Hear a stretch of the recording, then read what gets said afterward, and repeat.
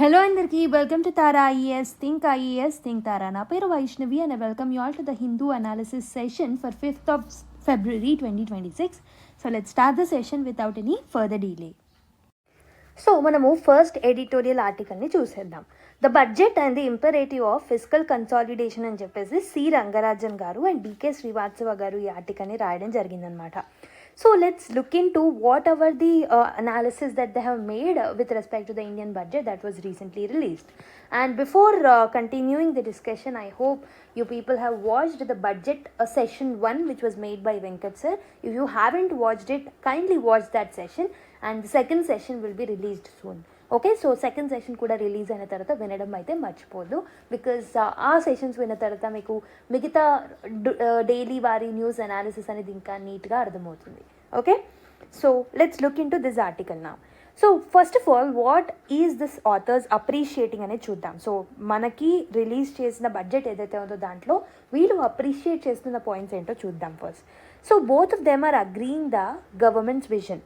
So India want to become Viksit Bharat by 2047. మనం already చూసాం budget release చేసిన నెక్స్ట్ డే. నేను ఎప్పుడైతే న్యూస్ పేపర్ డిస్కషన్ని చేశానో I told you, so the main ఈ ambition of the budget or the country is to become Viksit Bharat by 2047. So దీనికోసం government అనేది వివిధ రకాలుగా ప్రయత్నించాలని ట్రై చేస్తుంది. Mainly they are focusing on artificial intelligence, semiconductors, biopharma and critical minerals. And దీనికోసం మెయిన్గా capital expenditure స్పెండింగ్ని పెంచడం జరిగింది. This is also something which I have already told you.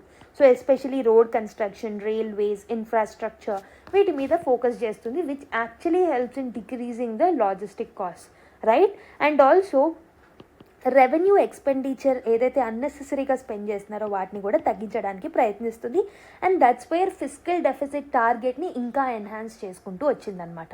Okay, so but then he ఆస్ the real economics question. So ఈ both first of all వీటిని appreciate చేశారు, but they are asking one basic questions. So do we have actually this physical strength to sustain this path?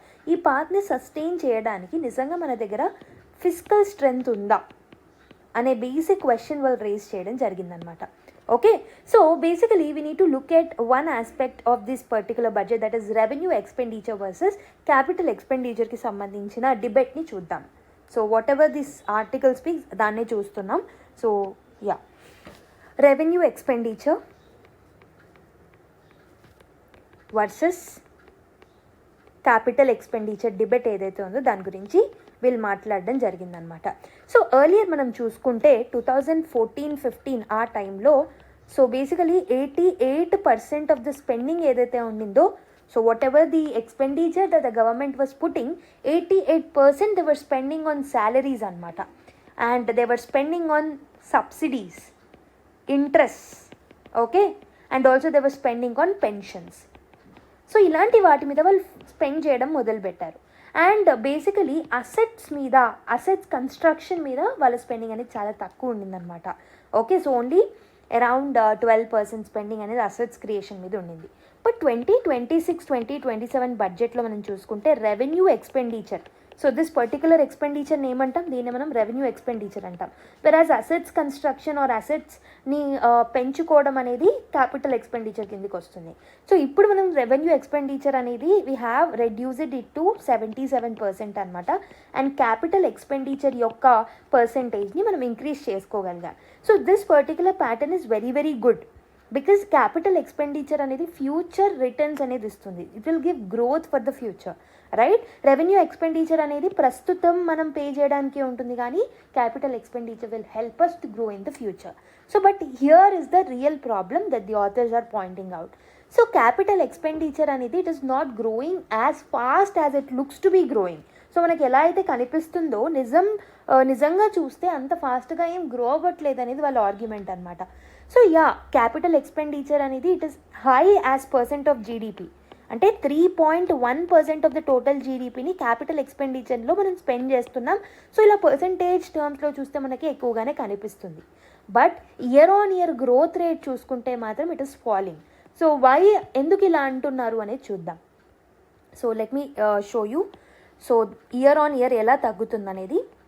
So the growth of capital expenditure so 2023 to 2024 బడ్జెట్లో చూసుకుంటే 28.3% increase ఉంది దానికన్నా previous year బడ్జెట్తో compare చేసినప్పుడు.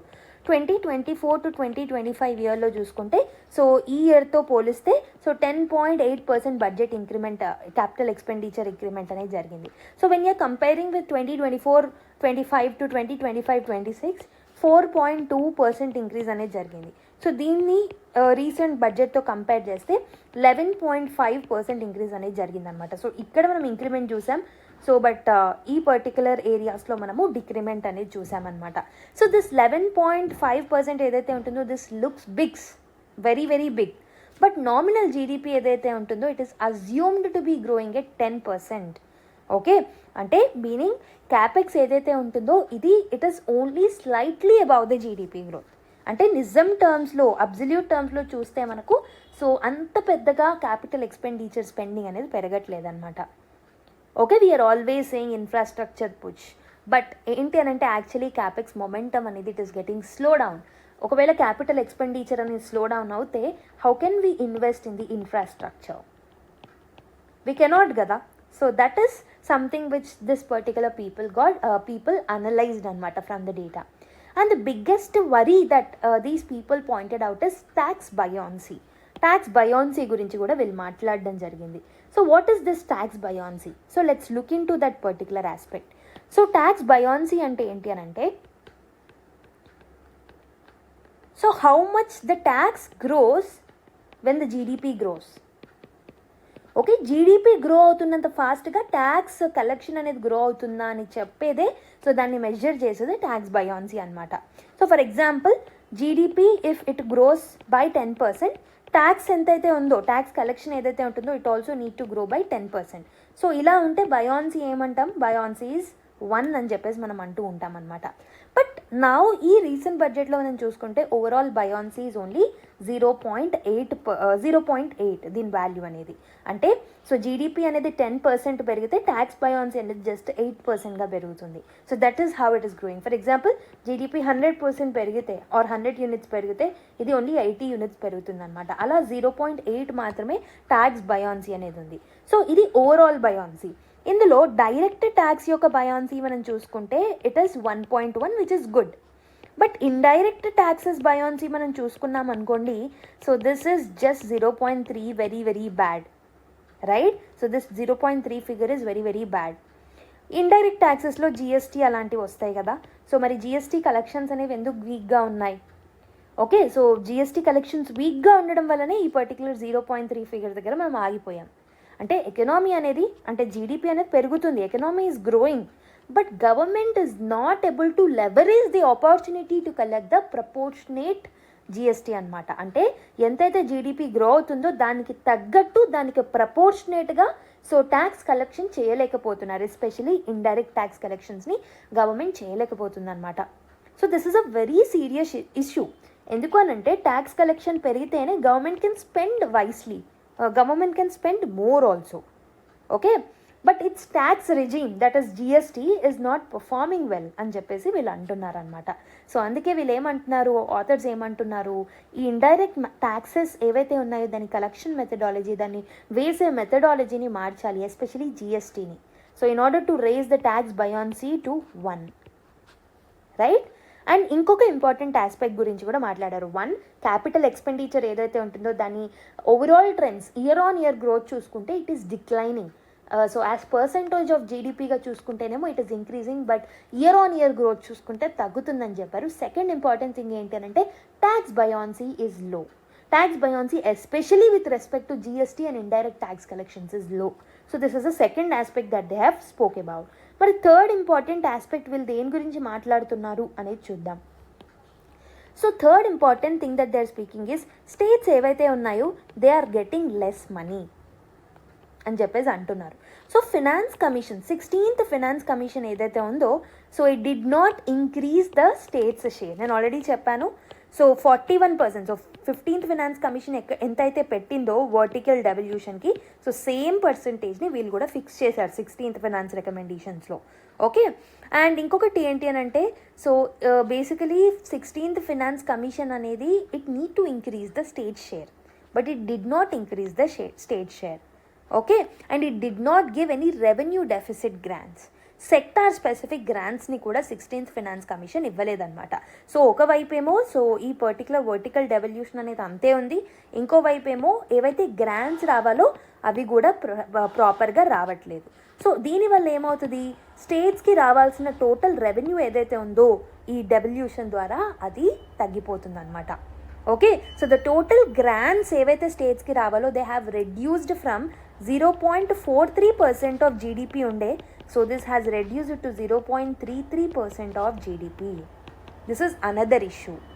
Okay, so this is unusual because normally first year of finance commission ఏదైతే ఉంటుందో every time they increase the grants, but this time they did not increase the grants అనమాట. అంటే basically states దగ్గర చాలా ఎక్కువ huge expenditure పెట్టాల్సిన పనులనే ఉంటాయి. అంటే so basically they need to invest in education, health, ఇవన్నీ వాళ్ళే చూసుకోవాలి. Especially law and order, police కూడా స్టేట్స్ యొక్క సబ్జెక్ట్ కిందకే వస్తుంది. So they have huge responsibility of spending, కానీ వాళ్ళకి కావాల్సిన రెవెన్యూ వాళ్ళకి రావట్లేదన్నమాట. So this will put some physical pressure on the states.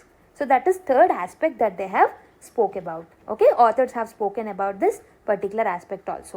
And నాలుగవ ఇంపార్టెంట్ థింగ్ ఏంటి అని అంటే ఫిజికల్ డెఫిసిట్ ఏదైతే ఉంటుందో, ఫిజికల్ డెఫిసిట్ రిడక్షన్ ఏదైతే ఉందో that is also getting slowed down అని చెప్పేసి వాళ్ళు అంటున్నారు. ఫర్ ఎగ్జాంపుల్ 2024-2025 సంవత్సరంలో సో దానికన్నా ముందు సంవత్సరంతో కంపేర్ చేస్తే 0.7% డిక్లైన్ అనేది జరిగింది so physical డెఫిసిట్లో.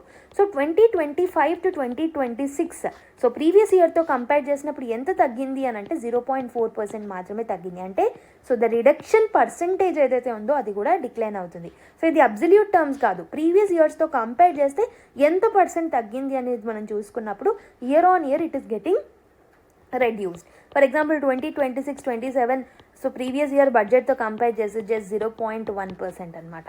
This means that physical consolidation is getting almost stopped.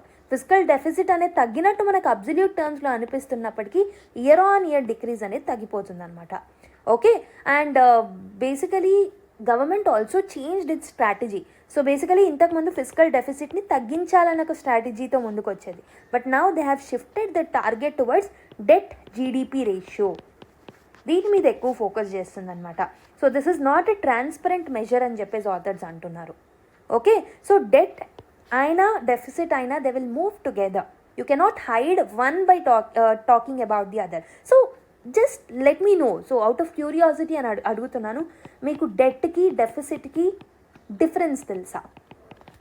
Comment it down in the comment box. So next article discussion తర్వాత నేను దీన్ని ఎక్స్ప్లెయిన్ చేస్తాను. సో దానికన్నా ముందే మీరు కామెంట్ డౌన్ చేయండి. సో డెట్కి డెఫిసిట్కి డిఫరెన్స్ ఏంటో I want you people to answer in the comment box. Okay, next so ఈ పర్టికులర్ ఇష్యూని సాల్వ్ చేయడానికి so the author is telling government to come up with a clear 5-year glide path for both. So physical డెఫిసిట్ని తగ్గించడానికైనా so ఈ basically debt to GDP రేషియోని తగ్గించడానికైనా ఒక 5 years broad ప్లాన్తో government ముందుకు రాలని చెప్పేసి ఆథర్ అంటున్నారు.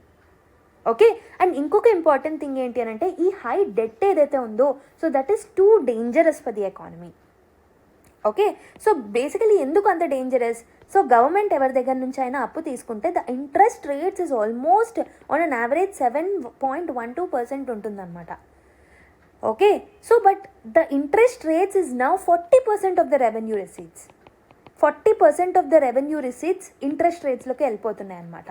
So meaning for every 100 rupees government earns 40 rupees are going to only pay the interest. అంటే ప్రతి 100 రూపాయలు గవర్నమెంట్ ఏదైతే ఎర్న్ చేస్తుందో రెవెన్యూ రూపంలో దాంట్లో 40 రూపాయలు ఈ ఇంట్రెస్ట్ పేమెంట్స్ చేయడానికి స్పెండ్ చేస్తుందన్నమాట. సో మరి ఇలా on an average government net ఎంత మిగిలింది? ఓన్లీ 60 మిగిలింది. ఈ 60 rupees మాత్రమే గవర్నమెంట్ చేతిలో ఉంటుంది to spend on the welfare schemes. So that is a problem. I hope మీకు అర్థమవుతుంది. Okay, so then how government will spend on the welfare, how governments will spend on the infrastructure development, defense, వీటి మీద ఎలా spend చేయగలుగుతుంది? ఈ debt ట్రాప్లో, ఈ debt servicing ట్రాప్లోనే government అనేది ట్రాప్ అయిపోతుంది అనమాట. ఓకే, అండ్ ఇంకొక ఇంపార్టెంట్ థింగ్ ఆథర్స్ మాట్లాడుతున్నారు and authors spoke it very beautifully, that is physical deficit ఏదైతే ఉంటుందో సో దీన్ని 3% దగ్గర పెట్టడం అనేది వెరీ వెరీ ఇంపార్టెంట్. ఎందుకు అనేది బ్యూటిఫుల్గా ఎక్స్ప్లెయిన్ చేశారు. So for example centre plus states రెండు కలిపి if they are borrowing 8 to 9% of the GDP as debt. So ఇంత అప్పు తీసుకున్నారు అనుకుందాం, టోటల్ జీడిపిలో 8 to 9% మనీని బారోనే చేసుకున్నారు అనుకుందాం. Okay, so there will be very less money that will be left in the economy, right? So basically ఇంత వీళ్ళే అప్పుగా తీసుకుంటూ ఉన్నారు, 8 to 9% ఆఫ్ ద జీడిపిని. సో గవర్నమెంటే అప్పుగా తీసుకుంటున్నప్పుడు డెఫినెట్లీ ఎకనామీలో ఉండాల్సిన మనీ అనేది తగ్గిపోతుంది. So let me give you through explain you through an analogy. For example, మార్కెట్లో ఆర్ ఎకనామీలో total currency in circulation 100 rupees ఉన్నాయనుకుందాం.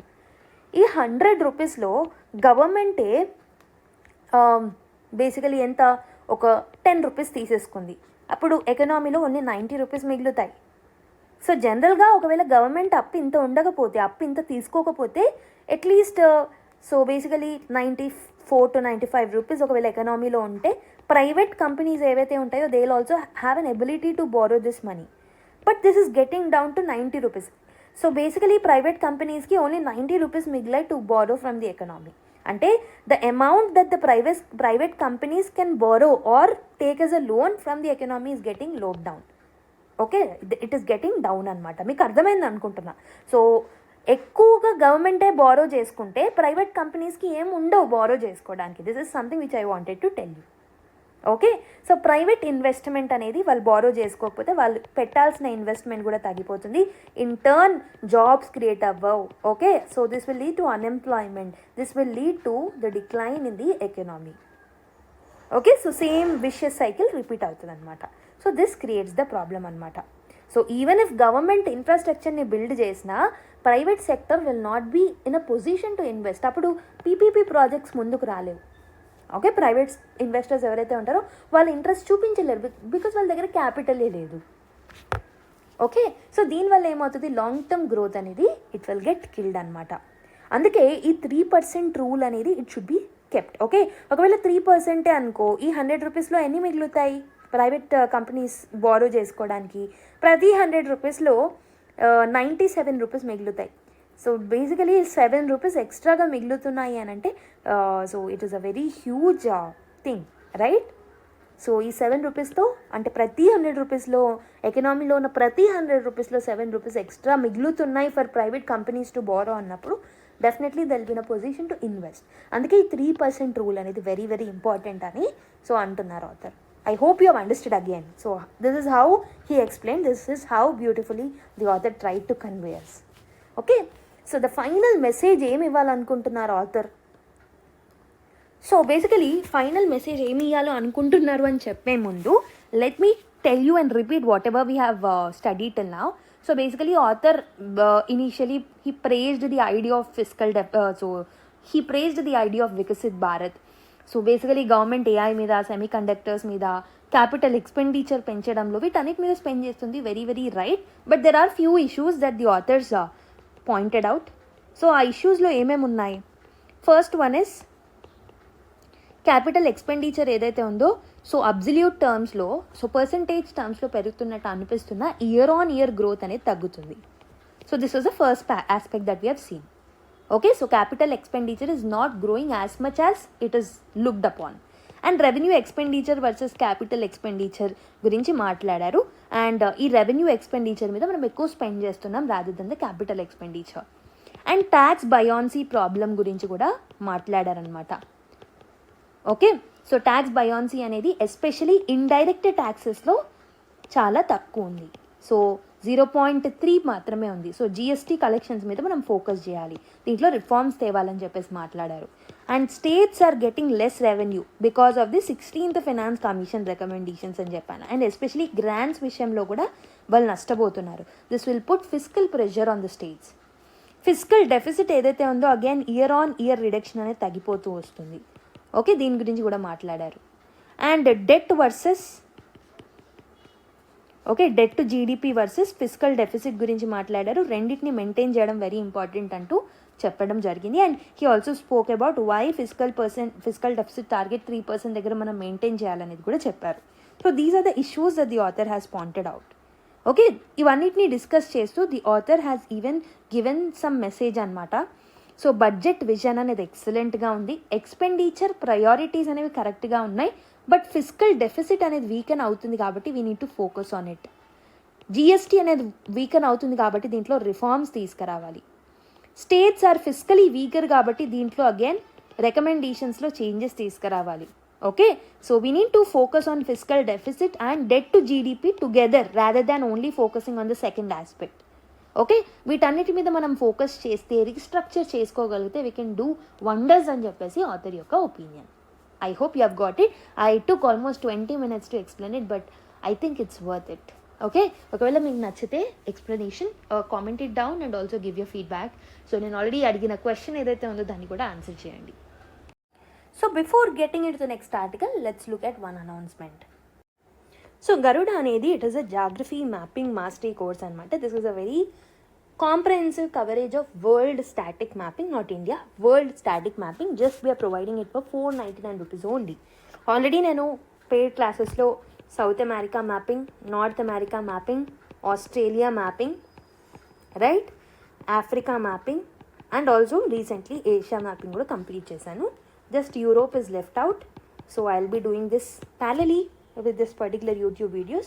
So you can watch and you can take this particular demo sessions అనేవి ఉన్నాయి. You can watch it from our app.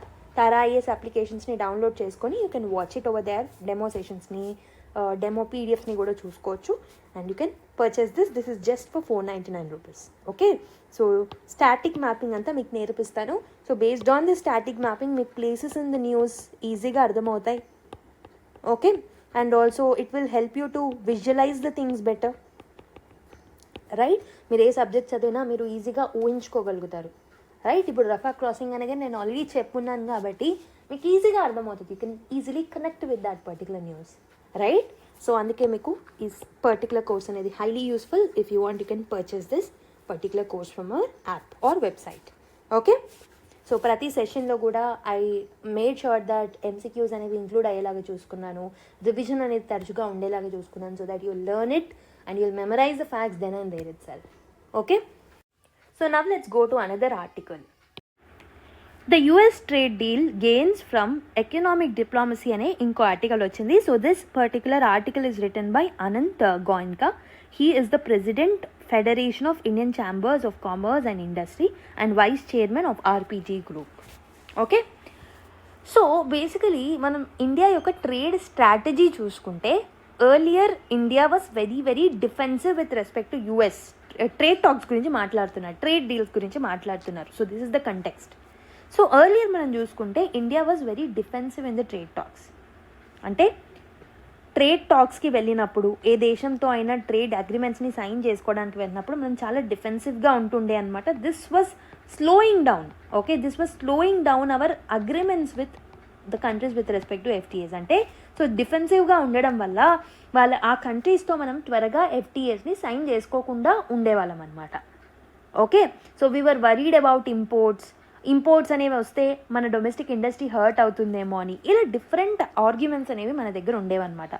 But now ప్రస్తుతం చూసుకుంటే according to author, India is going in opposite direction. మనం యాక్టివ్గా trade అగ్రిమెంట్స్ని sign చేస్తున్నాం, especially with the major markets across the world, right. So he is also comparing this to building an expressway for the trade, meaning faster access.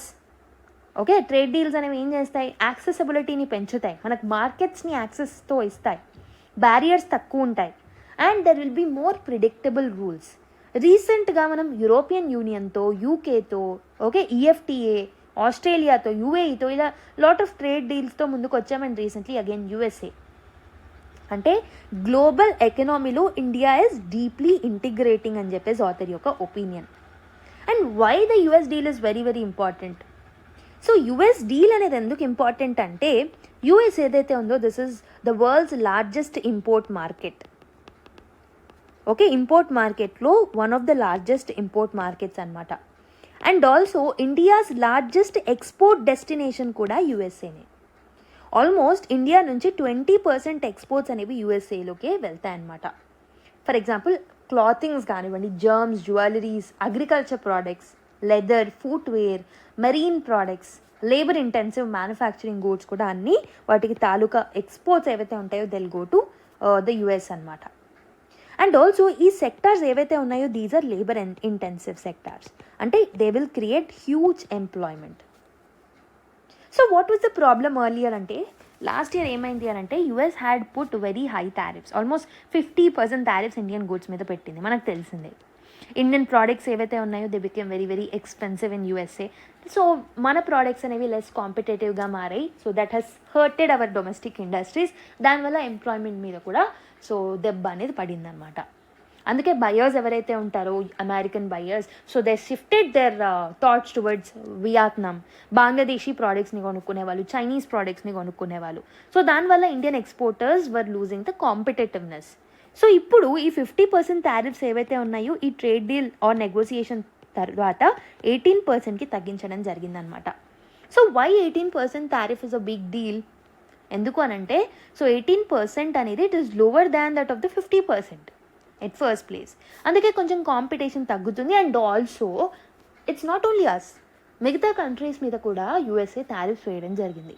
వాళ్ళతో compare చేస్తే in fact మనది tariff reduction అనేది జరిగింది కాబట్టి so మన products అనేవి కొంచెం ఎక్కువ కాంపిటేటివ్గా సేల్ అయ్యే అవకాశాలనే ఉన్నాయి. So US people might show interest in our products నా. ఓకే, ఇండియన్ ప్రోడక్ట్స్ చీపర్గా అవుతాయి కాబట్టి యూఎస్ మార్కెట్లో. సో ప్రైస్ అడ్వాంటేజ్ అనేది మనకి రీస్టోర్ అవుతుంది, ఎస్పెషలీ అపెరల్, జెమ్స్, లెదర్ సెక్టార్స్లో అనమాట. ఇలాంటి చిన్న టారిఫ్ చేంజ్ కూడా so who gets the order అనేది డిసైడ్ చేస్తుంది అనమాట.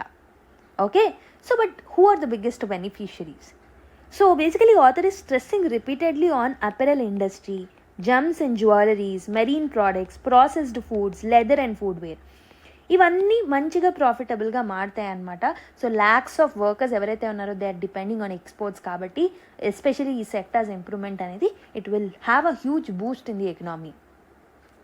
ఓకే, సో ఇండియాకి మార్కెట్ యాక్సెస్ అనేది అక్కడ దొరుకుతుంది. అండ్ ఆల్సో ఈ ట్రేడ్ అగ్రిమెంట్స్ ద్వారా సో ఎస్పెషలీ యూరోప్లో ఉన్న European union, UK, okay, EFTA, పెసిఫిక్లో ఉన్న ఆస్ట్రేలియా, న్యూజిలాండ్, వెస్ట్ ఏషియాలోని యుఏఈ, ఒమాన్, అమెరికాలో యుఎస్, క్వాడ్ పార్ట్నర్స్, వీటన్నిటితో మనకి ట్రేడ్ అగ్రిమెంట్స్ ఉన్నాయి కాబట్టి ఈ అగ్రిమెంట్స్ ద్వారా మన యాక్సెసబిలిటీ పెరుగుతుంది, మనకు మార్కెట్ యాక్సెస్ అనేది వస్తుందన్నమాట. ఓకే, సో ఇండియన్ ఎక్స్పోర్టర్స్ కూడా now they have the preferential access to almost all the major markets of the world. దీనివల్ల ఏమవుతుంది? సో ఫస్ట్ థింగ్ మనము మన ఎక్స్పోర్ట్ ప్రోడక్ట్స్ ఏవైతే ఉన్నాయో వాటి మార్కెట్స్ని డైవర్సిఫై చేసుకున్నాం. And also it will give a huge products for hour manufacturers also. Okay, so and also ఫ్యూచర్లో మనం ఏదైనా బైలేటరల్ ట్రేడ్ అగ్రిమెంట్స్ని సైన్ చేసుకోవాలన్నా ఈ డీల్స్ అనేవి హెల్ప్ అవుతాయి అన్నమాట. So they can act as a basically ఏమంటారు, they can act as a skeleton for the future future deals that we're coming up with. Okay, so the tariff issue was creating a tension earlier, మనకు తెలుసు. So now tariffs have reduced, both the countries can peacefully negotiate the bigger issues also like digital trade, supply chains, వీటి మీద కూడా మాట్లాడుకోవచ్చు. Okay, and China, Bangladesh, Vietnam, Brazil ఇలాంటి కంట్రీస్తో పోలిస్తే మనకు ఒక ట్రేడ్ అడ్వాంటేజ్ అనేది అక్కడ దొరుకుతుంది. So it is not just the trade but this will also create a strategic trust between both the countries అనమాట. Okay, so that is something the author want to convey from this article. Next article, a turning point for nuclear deterrence అని చెప్పేసి ప్రియాంజలి మాలిక్ గారు wrote this particular article. Let's unpack this particular article, right? So let's look at the discussion. So for 75 years మనం చూసుకుంటే Europe has dependent on one particular idea. ఏంటి idea? So ఒకవేళ Russia అనేది యూరోప్ని attack చేస్తే, if Russia attacks Europe, the US nuclear umbrella ఏదైతే ఉందో that will protect అస్ అని చెప్పేసి వాళ్ళు బిలీవ్ చేస్తూ వచ్చారు. So that was the foundation of the principles of NATO, right? But now ఇప్పుడు ఏమవుంది, because of the tensions between Europe and ట్రంప్కి యూరోప్కి లాట్ ఆఫ్ టెన్షన్స్ వస్తున్నాయి కాబట్టి so Europe is feeling very very sick అనమాట. So for example రీసెంట్గా జరిగిన Greenland issue. Okay, so the US may not be a reliable protector అని చెప్పేసి వాళ్ళు ఫీల్ అవుతున్నారు. అండ్ నాటో యొక్క స్ట్రెంగ్త్ అనేది వీకెన్ అవుతుంది. అండ్ న్యూక్లియర్ గ్యారంటీ ఏదైతే నాటో ఇస్తుందో that has looked uncertain for them.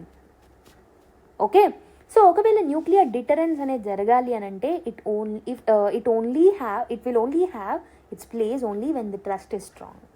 ఈ ట్రస్ట్ అనేది లేకపోతే న్యూక్లియర్ అలయన్స్ అనేది ఇట్ విల్ బికమ్ హాలో అనమాట. ద సేమ్ టైం మనం చూసుకుంటే ఆర్మ్స్ కంట్రోల్ కూడా it is getting collapsed.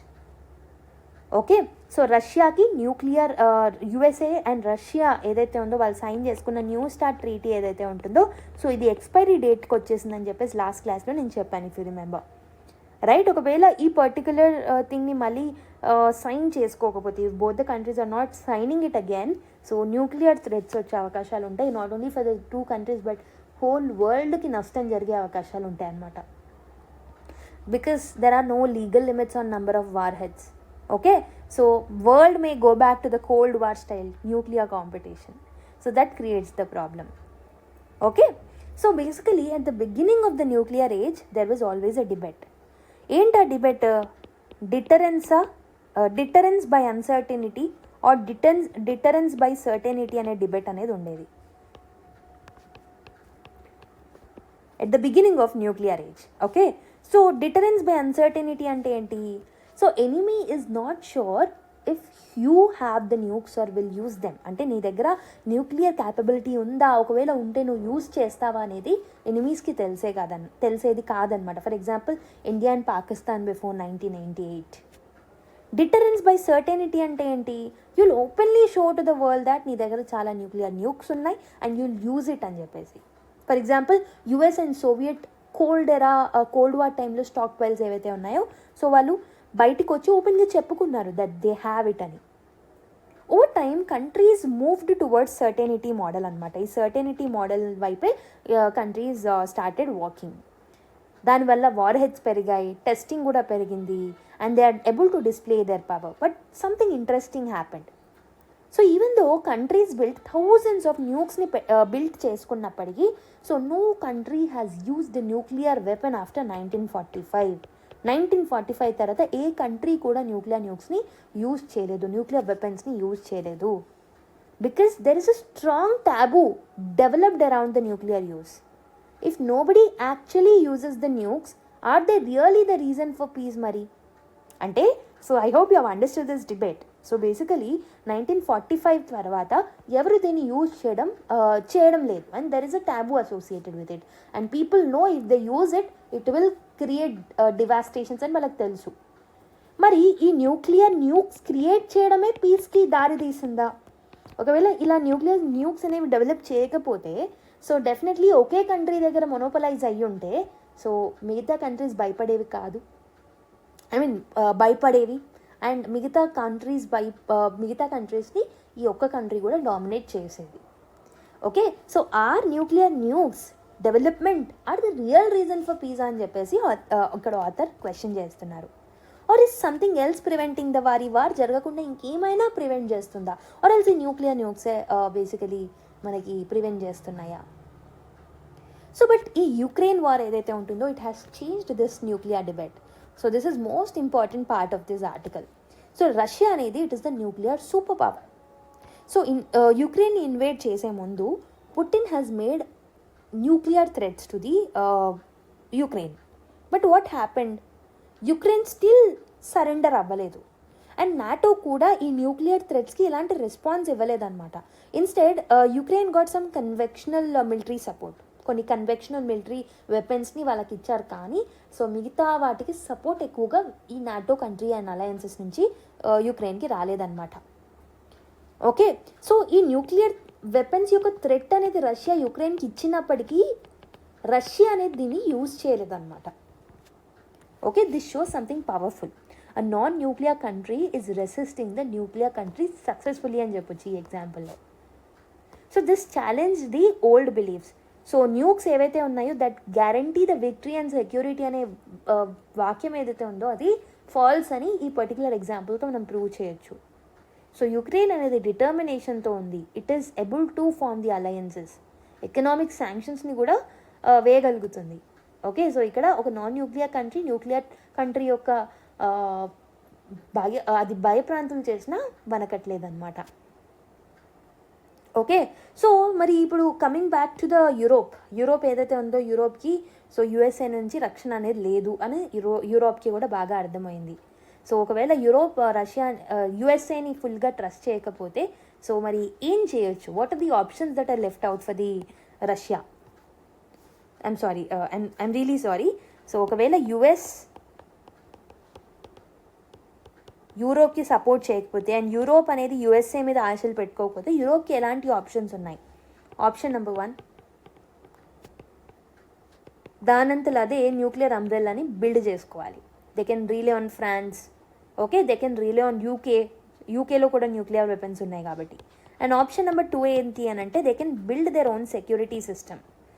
Okay, so they can build a security system where nuclear weapons are only a very small part. వాళ్ళ strong conventional defence మీద, alliances మీద, economic strength మీద కూడా వాళ్ళు focus చేయొచ్చు. ఇలా 2 ఆప్షన్స్ అనేవి ఉన్నాయన్నమాట.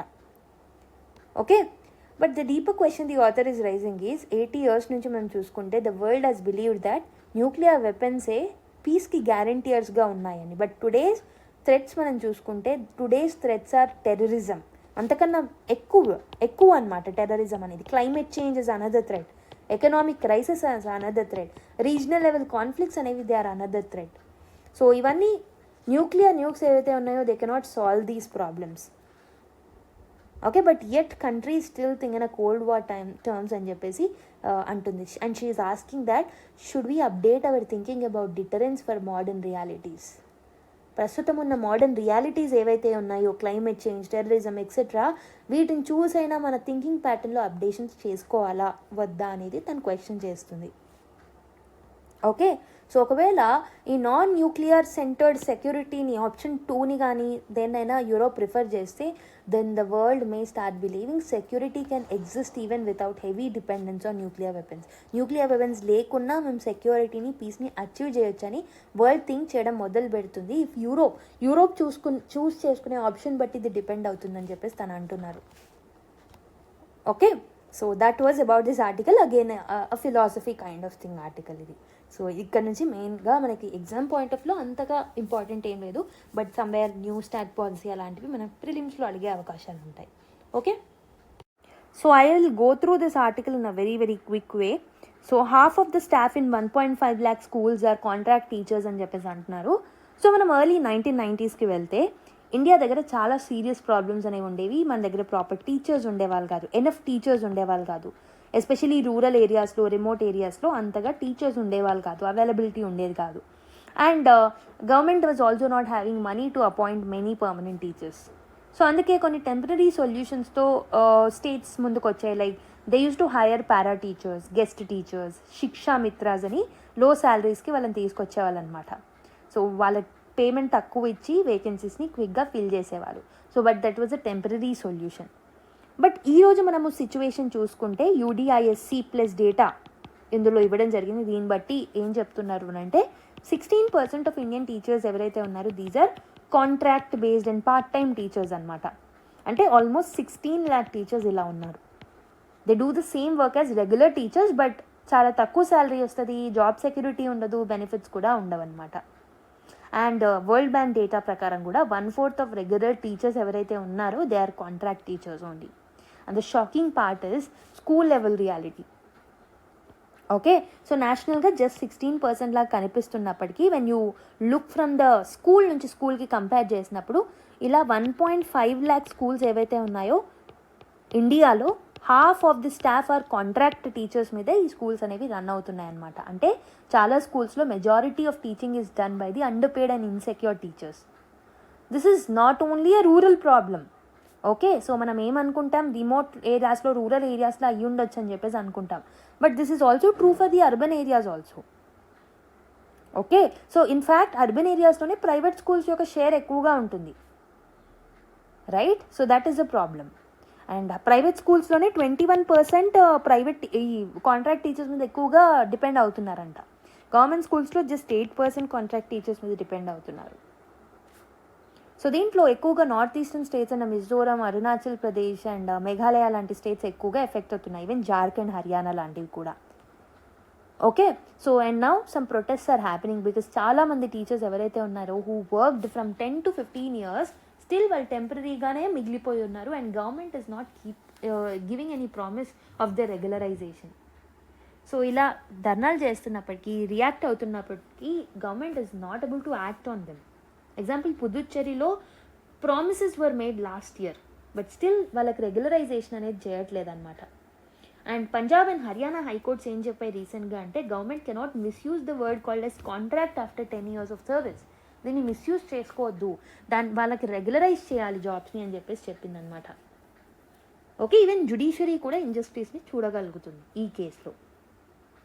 Okay, so this is something which is given in this article. This is the context. ఇంతకన్నా ఎక్కువగా మనకి ఎగ్జామ్ పాయింట్ ఆఫ్ వ్యూలో ఏది ఇంపార్టెంట్ కాదు. Next article, issues surrounding UGC regulations అని ఒక ఆర్టికల్ రావడం జరిగిందనమాట. సో బేసికలీ 2012లో యూజీసీ రూల్స్ అనేవి వచ్చాయి. So these were old UGC rules. 2012లో ఉన్న యూజీసీ రూల్స్ అనేవి దీస్ వర్ ఓల్డ్ అనమాట. ఓకే, సో డిస్క్రిమినేషన్, ఈ పర్టికులర్ యూజీసీ రూల్స్ ప్రకారం డిస్క్రిమినేషన్ అంటే ఏంటి అని అంటే, దీన్ని ఎలా డిఫైన్ చేశారు అని అంటే, so this is nothing but it's unfair treatment based on the caste, based on the religion, based on the gender etcetera.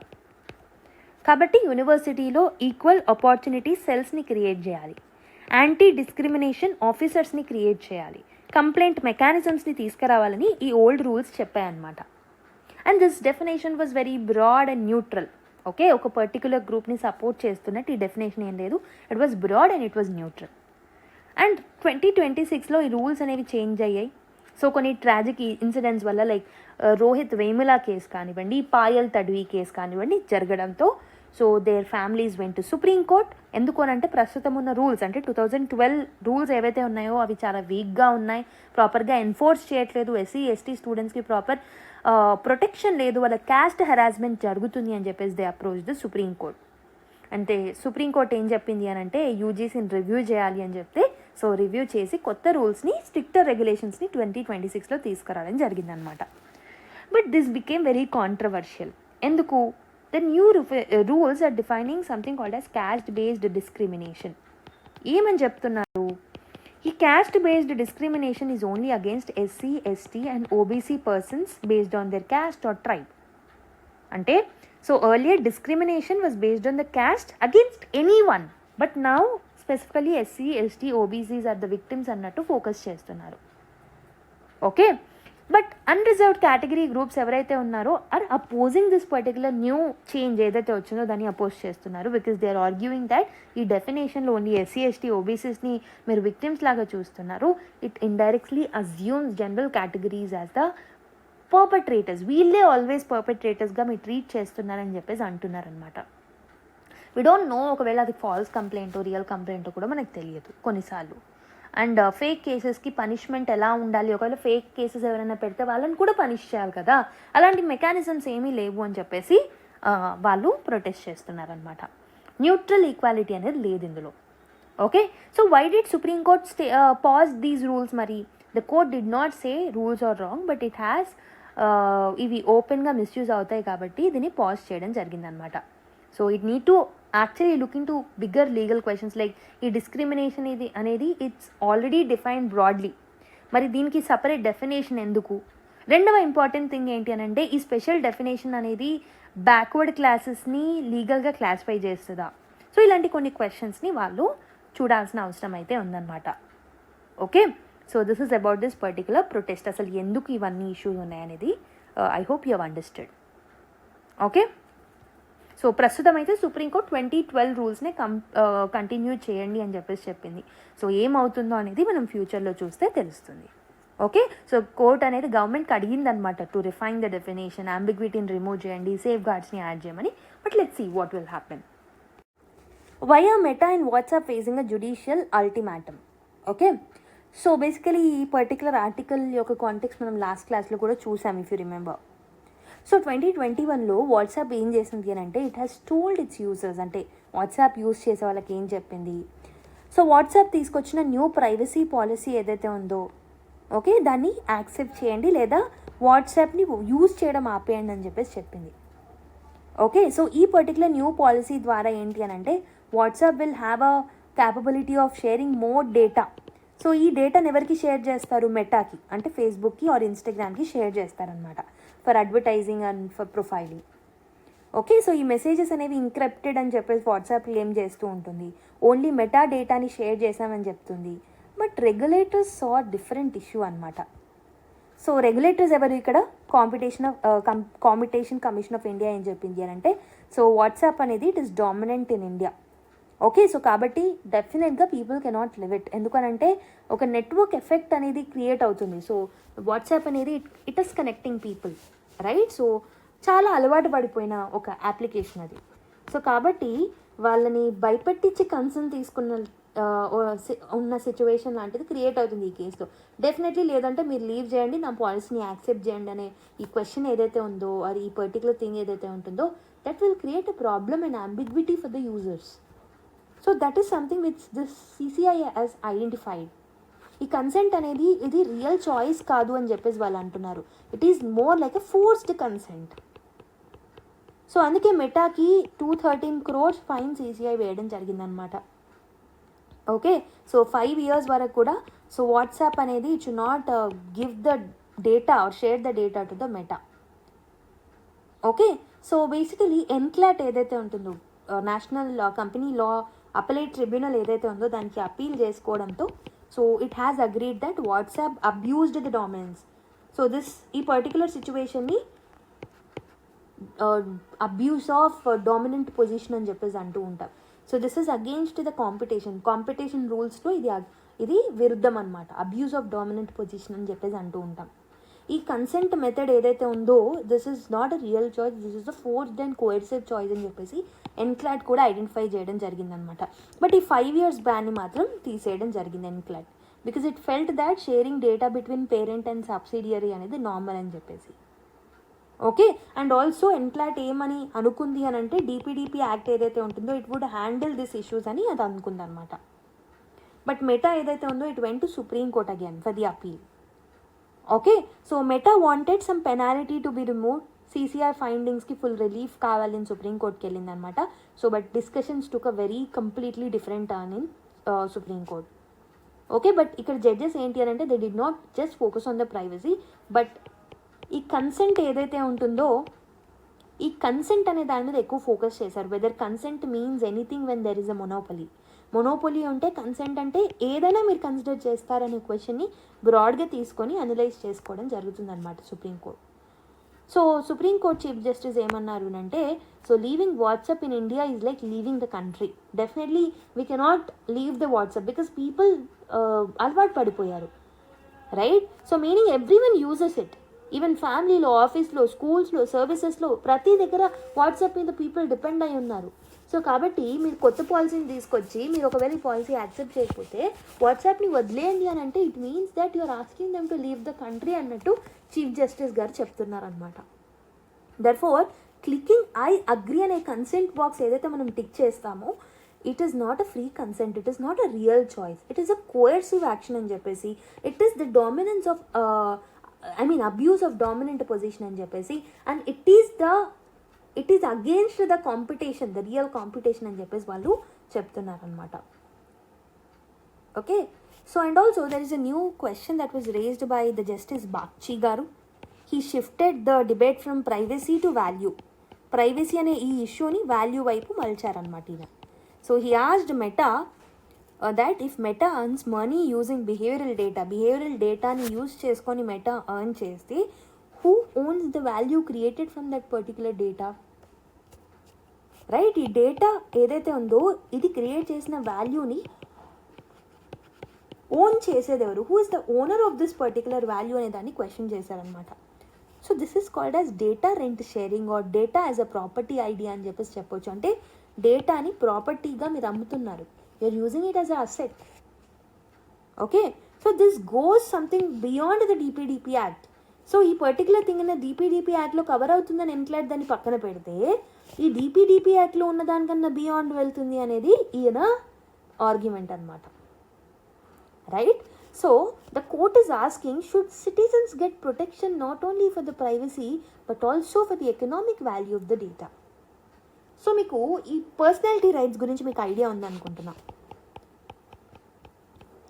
So బ్రాడ్గా చెప్పాలంటే పర్సనాలిటీ రైట్స్ అంటే ఫర్ ఎగ్జాంపుల్ ఏవైనా ఫేమస్ పర్సనాలిటీస్ తీసుకోండి, వాళ్ళని ఇమిటేట్ చేయడం, వాళ్ళ కన్సెంట్ లేకుండా వాళ్ళ ఫొటోస్ని యూజ్ చేసుకోవడం, ఏఐని వాడి వాళ్ళని వీడియోస్ క్రియేట్ చేసి అడ్వర్టైజింగ్లో డిఫరెంట్ ఇష్యూస్లో వాళ్ళని వాడుకున్నప్పుడు దానికి వాళ్ళకి ఇన్కమ్ జనరేట్ అవుతుంది. For example if a company A uses the AI video of any person, Chiranjeevi గారు కానివ్వండి, నాగార్జున గారు కానివ్వండి, let's take an example of thing. So వాళ్ళు అది యూస్ చేసుకొని వాళ్ళు అడ్వర్టైజ్ చేసుకుంటున్నారు without taking consent from Chiranjeevi గారు అనుకోండి. So this company A will get some profit definitely ఈ మార్కెటింగ్ ద్వారా, రైట్? మరి ఈ పర్టికులర్ ప్రాఫిట్ క్రియేట్ అయింది దేనివల్ల? సో రియల్గా చెప్పాలంటే కంపెనీ ఏ యొక్క ప్రోడక్ట్ కన్నా ఎక్కువగా మార్కెటింగ్లో మీరు చిరంజీవి గారి ఏఐ ఇమేజ్ యూజ్ చేసినందుకు ఆర్ ఏఐ వీడియో యూజ్ చేసినందుకు మీకు అక్కడ ప్రాఫిట్ అనేది జనరేట్ అవుతుంది. అంటే దానికి ఒక ఎకనామిక్ వాల్యూ ఉంది వాళ్ళ పర్సనాలిటీకి.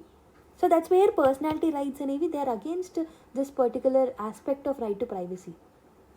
ఐ మీన్ పర్సనాలిటీ రైట్స్ని అగేన్స్ట్గా వెళ్ళడం అనేది it is against article 21 also. So అలానే ఈ పర్టికులర్ డేటా ఏదైతే మీరు షేర్ చేస్తున్నారో బై ద కోయర్సివ్ కన్సెంట్ తీసుకుంటున్నామని చెప్పుకుంటూ కోయర్సివ్గా వాళ్ళ దగ్గర కన్సెంట్ తీసుకొని ఏదైతే డేటా మీరు షేర్ చేస్తున్నారో దీనికి ఉన్న వాల్యూ, దీనికి కానీ మీకు డబ్బులు వస్తున్నాయి కదా, రెవెన్యూ జనరేట్ అవుతుంది కదా, ఈ జనరేట్ అయిన రెవెన్యూకి ఓనర్ ఎవరు? సో బేసికలీ మనం డిపిడిపి యాక్ట్లో జస్ట్ ప్రైవసీ ఇష్యూస్ గురించే మాట్లాడతాం కదా, మరి ఈ పర్టికులర్ ప్రైవేట్ డేటా నుంచి వచ్చే ఎకనామిక్ వాల్యూ ఆస్పెక్ట్స్ దీంట్లో కవర్ అవ్వలేదు కదా. మరి ప్రైవసీ అంటే ఓన్లీ ప్రైవసీ ఆఫ్ ది డేటానా, లేకపోతే వాళ్ళ యొక్క ఎకనామిక్ వాల్యూ ఆఫ్ డేటాను కూడా ప్రొటెక్ట్ చేయడమా అనే ఒక బిగ్గర్ బ్యూటిఫుల్ క్వశ్చన్ని రైజ్ చేయడం జరిగిందనమాట. And this is very close to European Union thinking. So European Union చట్టాలలో మనం చూసుకుంటే for example digital services act అనే చట్టం వాళ్ళు తీసుకొచ్చారు యూరోపియన్ యూనియన్ వాళ్ళు, రైట్? సో దాంట్లో ఈ ఎకనామిక్ వాల్యూని కూడా వాళ్ళు ప్రొటెక్ట్ చేస్తున్నారు, not just the privacy or not just the data of the people, but దాని తాలూకా ఎకనామిక్ వాల్యూని కూడా వాళ్ళు ప్రొటెక్ట్ చేస్తున్నారు. This is how the DPDP act should B reformed అనమాట ఇండియాలో, right? So the chief justice asked a very simple but powerful question that can a domestic helper in India understand WhatsApps privacy policy అనే ఒక క్వశ్చన్ని rise చేశారు మెటాకి. అంటే ఇక్కడ transparency అనేది it's not enough, people need to understand. Okay, వాళ్ళకి అర్థం కాకుండా వాళ్ళతో టిక్ పెట్టిస్తే సరిపోదు, they need to understand it. Most users don't know what they are agreeing to. వాళ్ళ డేటా అనేది అమ్ముడుపోతుంది అనేది కూడా సగం మందికి తెలియదు. సో ఇక్కడ terms and conditions cannot be treated as real informed consent, especially when the country is having low digital literacy. కాబట్టి కోర్ట్ ఏం చెప్పింది అని అంటే either given undertaking that you will stop sharing use a data, అంటే ఈ డేటాను share చేయడం ఆపేస్తామని undertaking అనే ఇవ్వండి, లేదా స్ట్రిక్ట్ కండిషన్స్ని ఆర్ స్ట్రిక్ట్ లైక్ పనిష్మెంట్స్ని ఇస్తాం, దాన్ని తీసుకోండి అని చెప్పేసి చెప్పడం జరిగిందనమాట. Okay, I hope you have understood this story that is around this particular thing. So this topic is beyond the data or beyond the Meta etcetera. ఇందులో మనకు కాంపిటీషన్ కమిషన్ ఆఫ్ ఇండియా గురించి వచ్చింది, దాని గురించి మీరు ఒక స్టాటిక్ పాయింట్స్ని ఒకసారి రివైజ్ చేసుకోండి. అబ్యూజ్ ఆఫ్ డామినెంట్ పొజిషన్, ఈ పర్టికులర్ ఆస్పెక్ట్ మీకు అర్థమైంది, which is a very important core theme from the mains point of view. Okay, I hope you understand this article. Now let's go to another one. Denotified tribes see constitutional recognition, separate census entry అని ఇంకో article రావడం జరిగిందనమాట. So what is the issue that is there in this article? Denotified tribes, that is DNTs, nomadic tribes, semi nomadic tribes ఎవరైతే ఉన్నారో they are demanding one thing. ఏంటి? They are demanding a separate column or a separate code for themselves in 2027 caste census. Caste సెన్సెస్లో వాళ్ళకు కూడా ఒక separate column are separate కోడ్ని తీసుకురామని చెప్పేసి వాళ్ళు అంటున్నారు. ఓకే, సో బట్ ఎలా అయితే ఎస్సీకి, ఎస్టీకి, ఓబీసీకి కాలమ్స్ ఉంటాయో వాళ్ళకు కూడా అలాంటి కాలమ్స్ని తీసుకురామంటున్నారు అనమాట. Okay, so they argue that for decades నుంచి వాళ్ళు పొలిటికల్గా, అడ్మినిస్ట్రేటివ్గా మిస్క్లాసిఫై చేస్తున్నారు వాళ్ళని, ఎస్సీలోనో, ఎస్టీలోనో, ఓబీసీస్లోనో వేసిస్తున్నారు. That's why they are being invisible. వాళ్ళ బ్యాక్వర్డ్నెస్ అనేది మీరు ప్రాపర్గా రికగ్నైజ్ చేయలేకపోతున్నారు, విత్ ఇన్ దిస్ గ్రూప్స్ మీరు వాళ్ళని కలిపేస్తున్నారు అని చెప్పేసి వాళ్ళు ఆర్గ్యూ చేస్తున్నారు అనమాట. సో మీరు చూసుకుంటే 1871లో British has passed the criminal tribes act. So వీళ్ళందరినీ హెరిడిటరీ క్రిమినల్స్గా లేబుల్ చేయడం జరిగిందనమాట, ఈ ఎంటైర్ కమ్యూనిటీని అప్పట్లో బ్రిటిష్. 1924లో ఈ యాక్ట్ని అమెండ్ చేశారు. సర్వేలెన్స్ ఏదైతే ఉంటుందో దాన్ని ఇంకా టైటన్ చేశారు. 1952లో ఆఫ్టర్ వి గాట్ ఇండిపెండెన్స్ ఈ యాక్ట్ని రిపీల్ చేయడం జరిగిందనమాట. సో వీళ్ళని డీనోటిఫైడ్ ట్రైబ్స్గా కన్సిడర్ చేయడం జరిగింది. దాని తర్వాత 1931లో మనకి సెన్సస్ జరిగింది కదా, అంటే 1950 కన్నా ముందే. సో దాంట్లో this was the last caste census before 2021, అంటే బేసికలీ ఇప్పుడు జరగబోయే 2027 క్యాస్ట్ సెన్సస్ కన్నా ముందు. So this was the last one where caste census was conducted. Okay, 1936లో scheduled caste order came into being అనమాట. 2017లో ఏమైంది అని అంటే ఐడెట్ కమిషన్ అనేది దాని యొక్క రిపోర్ట్ ఇచ్చింది on the డిఎన్టీస్.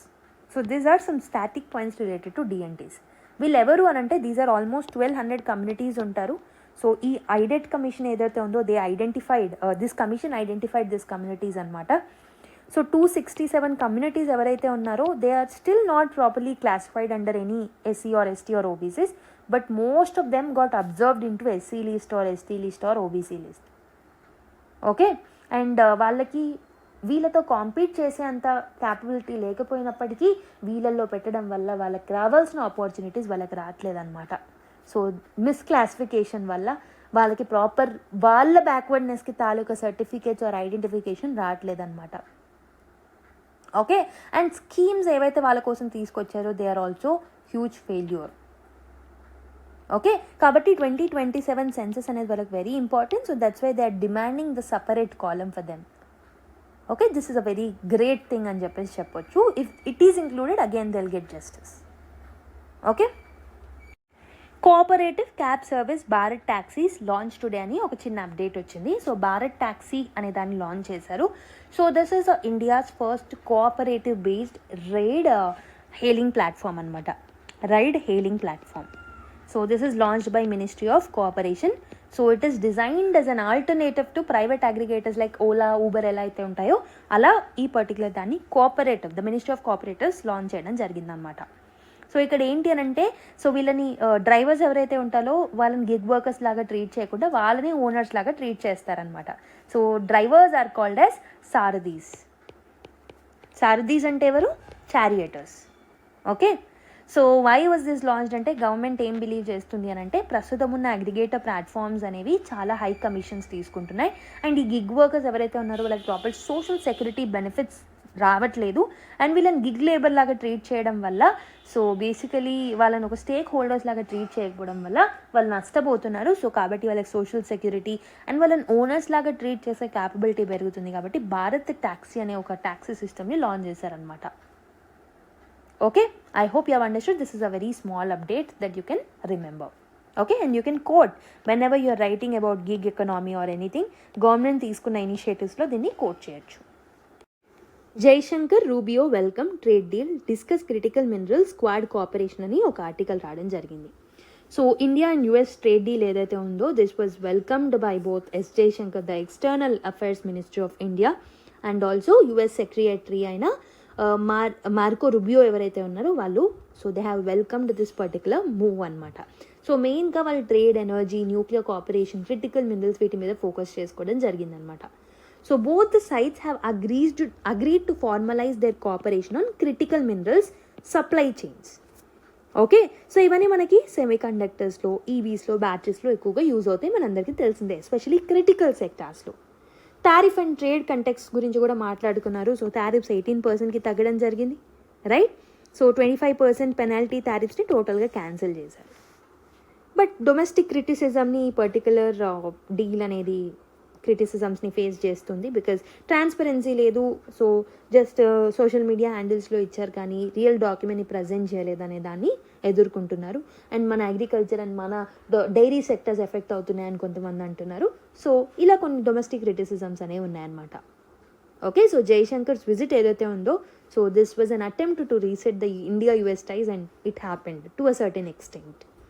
Okay, so Jaishankar has flagged the risk of excessive concentration of the critical mineral supply chains ఏవైతే ఉన్నాయో కొంతమంది countries, for example China, Taiwan లాంటి కంట్రీస్ మీదనే కాన్సన్ట్రేట్ అయ్యాయి. వీటి గురించి మాట్లాడుకున్నారు. వీటిని డైవర్సిఫై చేసుకునే ప్లాన్స్లో వాళ్ళు ఉన్నారనమాట. ఓకే, సో ఎస్పెషలీ క్వాడ్ లాంటి గ్రూపింగ్స్ ద్వారా వాళ్ళ కోఆపరేషన్ని, అంటే మన కోఆపరేషన్ని పెంచుకుంటామని కూడా మాట్లాడుకున్నారు. సో ఈ పర్టికులర్ ఆర్టికల్లో ప్యాక్స్ సిలికా అనే దాని గురించి ఒక కాంటెక్స్ట్ వచ్చింది. Let's look into what is this. So Pax Silica అనేది it's the United States led strategic technology and supply chain initiative అనమాట. దీన్ని 2025 ఎండింగ్లో లాంచ్ చేశారు. The goal is of building the secure and resilient and trusted supply chains, especially critical minerals, semi కండక్టర్స్కి సంబంధించిన వాటిలలో so ఒక trusted supply చైన్ని build చేయడానికి సో ఈ పర్టికులర్ ఇనిషియేటివ్తో ముందుకు వచ్చారనమాట. And even for AI infrastructure ఇవన్నీ యూజ్ అవుతాయి. So single sources like China లాంటి కంట్రీస్ మీద డిపెండ్ అవ్వకుండా ఈ పర్టికులర్ ఇనిషియేటివ్ అనేది హెల్ప్ చేస్తుంది అనమాట. Okay, so it will cover a full technology stack from mineral extraction నుంచి, ప్రాసెసింగ్ నుంచి, ఫ్యాబ్రికేషన్ నుంచి అన్నిటినీ కవర్ చేస్తుంది ఈ పర్టికులర్ ప్యాక్ సిలికా అనేది. సో క్రిటికల్ మినరల్స్ అనేవి these are rare earth elements like lithium, cobalt, ఇవన్నీ మనకి క్రిటికల్ సెక్టర్స్లో వెరీ వెరీ ఇంపార్టెంట్ కాబట్టి that's where this particular thing is also very important. So India was not a founding మెంబర్స్లో India అనేది లేదు. So but Pax సిలికాలో కొంతమంది countries ఉన్నారు. For example Japan, South Korea, Singapore, okay, UK, Israel. So these were some of the countries which are the founding countries, even Australia, UAE and Netherlands. Okay, so however recent statements ఏవైతే మనం US officials నుంచి చూస్తున్నామో, India is expected to join Pax Silica అనమాట. So 2026లో. So that is something which was seen in the news. So let's see what will happen. So దీనివల్ల మనం రీసోర్సెస్ని diversify చేసుకోవచ్చు, సెమీ కండక్టర్ ఈకో సిస్టమ్ని బిల్డ్ చేసుకోవాలి, జియో పొలిటికల్గా కూడా స్ట్రాంగ్ అవ్వచ్చు అనమాట. Okay, and that is something other one thing that is was in the news from last few days, that is Project Vault. So this is again a newly launched US initiative అనమాట. So దీని ద్వారా ఏంటి అని అంటే ఒక strategic critical mineral రిసర్వ్స్ని వాళ్ళు తీసుకురావాలనుకుంటున్నారు. So they want to develop strategic critical minerals రిజర్వ్స్ని పెంచుకోవాలనుకుంటున్నారు అనమాట. So this is like a stockpile of essential minerals. Okay, so ఇది పబ్లిక్ ప్రైవేట్ పార్ట్నర్షిప్లో బేసికలీ వాళ్ళు తీసుకురావడం జరిగిందనమాట. It was supported by US యొక్క export import bank and also some major industrial players కూడా దాంట్లో ఇన్వాల్వ్ అయి ఉన్నారు. ఓకే, సో ఇది యుఎస్ యొక్క initiative, you can remember this point too. So దీంట్లో ఆల్మోస్ట్ $12 బిలియన్ ఇన్వెస్ట్మెంట్ని సీడ్ క్యాపిటల్గా పెట్టడం జరిగిందనమాట. సో $10 బిలియన్ ఏమో లాంగ్ టర్మ్ లోన్గా యుఎస్ యొక్క ఎక్స్పోర్ట్ ఇంపోర్ట్ బ్యాంక్ యుఎస్కి ఇవ్వడం జరిగిందనమాట. దీంట్లో రేర్ ఎర్త్ ఎలిమెంట్స్ లాంటివి కవర్ అయి ఉంటాయి.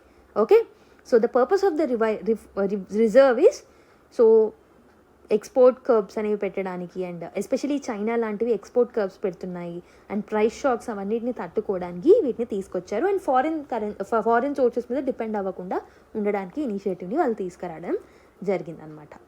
Okay, so that was about Project Vault. So let's look in to the last article of the day. President rules ends in Manipur, CM sworn in అని చెప్పేసి ఒక article రావడం జరిగింది. దీంతో పాటు సో పేజ్ నెంబర్ 8లో అంటే ఎడిటోరియల్ పేజెస్లో కూడా ఒక ఎడిటోరియల్ కూడా దీని మీద మాట్లాడడం జరిగింది. సో రెండింటిని కలిపి డిస్కస్ చేద్దాం. సో బేసికలీ ప్రెసిడెంట్ రూల్ ఏదైతే ఉందో మణిపూర్లో February 13th రోజు 2025లో ఇంపోజ్ చేశారు. దట్ హ్యాస్ బీన్ రీవోక్డ్ అనమాట. So Yumnam Khemchand Singh, so he's of the BJP అనమాట. So he sworn in as a chief minister. 2 deputy CMs ఉన్నారు. So one is from the Naga group, one is from the Kuki-Zo group అనమాట. 2 deputy సీఎంస్లో. Okay, so why was the president rule imposed అంటే ethnic violence చూస్తున్నాం 2023 నుంచి, especially Meitei and Kuki Zo communities మధ్యలో almost 260 members చనిపోయారు ఈ particular ethnic వైలెన్స్లో. So law and order collapse అయింది, రేషియల్ ఆర్మ్డ్ గ్రూప్స్ యొక్క డామినెన్స్ పెరుగుతూ వచ్చింది. And even CM give a resignation. Okay, article 356ని ఇన్వోక్ చేశారు అందుకే. Okay, so that was the context. But what is president rule అనేది మనం చూద్దాం. సో ప్రెసిడెంట్ రూల్ అనేది వాట్ ఇట్ మీన్స్ అంటే how can it be imposed in a state అంటే based on the recommendation of the governor of that particular state. Okay, so this is according to two articles, ఒకటి article 355 and ఒకటి article 356. So 355 ప్రకారం it mandates the central government to ensure that states function according to the constitution. అరే article 356 ఏదైతే ఉంటుందో it allows the president to impose the president rule. ఒకవేళ state government అనేది కాన్స్టిట్యూషనల్గా function చేయకపోయినా లేదా government recommendation ఇచ్చినా, so basically president యొక్క discretion అనమాట, అతను కూడా అతనే ప్రెసిడెంట్ రూల్ని ఇంపోజ్ చేయొచ్చు. And there is another article associated with it, that is article 365. Okay, if states does not comply with the centre decision, అప్పుడు కూడా కాన్స్టిట్యూషనల్గా స్టేట్ అనేది ఫంక్షన్ చేయట్లేదు అని చెప్పేసి ఆపేయన్నా కూడా సో బేసికలీ ప్రెసిడెంట్ రూల్ని ఇంపోజ్ చేయొచ్చు అనమాట. So what are the grounds for the proclamation of emergency? So president rule can be imposed under article 356 of the Indian constitution. ఎప్పుడు if they are satisfied that, అంటే ఒకవేళ president satisfy అవుతే state యొక్క governance కాన్స్టిట్యూషనల్గా continue అవ్వలేకపోవచ్చు అని అనుకున్నప్పుడు and state అనేది సెంటర్ డైరెక్షన్స్ని పాటించినప్పుడు కాన్స్టిట్యూషనల్ మెషినరీ అనేది డిస్రప్ట్ అయినప్పుడు president rule can be imposed అనమాట. So the proclamation can be actually approved by both the houses of the parliament. Okay, ఒకవేళ ప్రెసిడెంట్ రూల్ అనేది డిక్లేర్ అవుతే, లోక్సభ డిజాల్వ్ అయిన టైంలో ప్రెసిడెంట్ రూల్ అనేది డిక్లేర్ అవుతే, సో వితిన్ 2 months లోక్సభ అనేది ఉన్న తర్వాత వితిన్ 2 months అప్రూవ్మెంట్ అనేది ఇవ్వాలన్నమాట when Lok Sabha is in the session. Okay, so ఒకవేళ రీకన్వీ చేసిన తర్వాత అంటే లోక్సభ అనేది సెషన్ని రీకన్వీ చేసిన తర్వాత ఒక 30 days వరకు మాత్రమే ప్రెసిడెంట్ రూల్ని కంటిన్యూ చేయొచ్చు if Lok Sabha is not accepting it. So provided that Rajya Sabha if it approves. Okay, so more about president rule మీరు మీ స్టాటిక్ బుక్స్ నుంచి కవర్ చేసుకోవడానికి ప్రయత్నించండి అనమాట. దెర్ ఆర్ సమ్ ప్రెసిడెంట్ రూల్కి సంబంధించిన judicial pronouncements like SR Bommai case, okay, Sarbananda Sonowal case and there are some other cases like Rameshwar Prasad case. ఇవన్నీ ఒకసారి మీ స్టాటిక్ బుక్స్లో నుంచి అండ్ మెయిన్స్ పాయింట్ ఆఫ్ వ్యూలో కూడా ఒకసారి రివైజ్ చేసుకోవడానికి ప్రయత్నించండి. సో ద డ్యూరేషన్ ఎంత? Maximum of 3 years can be there, but every 6 monthsకి పార్లమెంట్ యొక్క అప్రూవల్ అనేది ఉండాలన్నమాట. Okay, so whenever the president he or she deems to be fit, okay, so sometimes they can terminate also. దానికి parliamentary approval అనేది అవసరం లేదు terminate చేసేటప్పుడు. Okay, you can read more about it from the static notes, okay, static books, that whatever you have. So that was about today's video. So మీకు అన్ని articles అర్థమయ్యాయని అనుకుంటున్నా. Especially starting article was very very interesting. దాంతోపాటు there is an analysis of nuclear weapons etcetera, that was also very interesting today. I hope మీకు అన్నీ అర్థమయ్యాయి, you are able to connect అని నేను అనుకుంటున్నాను. మీకు నచ్చితే మాత్రం లైక్ చేయడం మర్చిపోద్దు. And also most of the people are watching it and they are not liking it. So definitely that will demotivate us. So అందుకే మీరు ఏం లేదు, చిన్న లైక్ ఇస్తే సరిపోతుంది. వీడియో చూడండి, లైక్ ఇవ్వండి. ఇంకా ఓపిక ఉంటే you can give your feedback, you can give your answers, right? So డెట్కి డిపెంచర్కి సో నేను డిఫరెన్స్ అడిగాను కదా. సో డెట్కి డెఫిసిట్కి తేడా ఏంటో కామెంట్ చేయండి. I will not answer. నేను ఆన్సర్ చేస్తాను కానీ I will not answer. I want you people to answer. Okay, so let me see who will answer. Let's meet in the next class. Until then, take care, bye-bye, and keep smiling.